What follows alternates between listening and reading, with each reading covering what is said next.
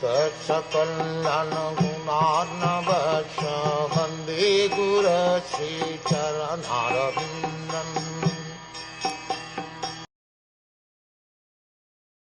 You are the spiritual master of great saints and devotees.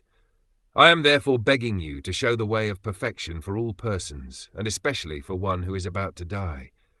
Unless one is perfectly anxious to inquire about the way of perfection, there is no necessity of approaching a spiritual master. A spiritual master is not a kind of decoration for a householder. Generally, a fashionable materialist engages a so-called spiritual master without any profit.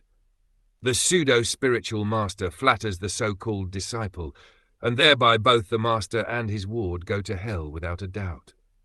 Maharaj Parikshit is the right type of disciple because he puts forward questions vital to the interest of all men, particularly for the dying men. The question put forward by Maharaj Parikshit is the basic principle of the complete thesis of Srimad Bhagwatam. Now let us see how intelligently the great master replies.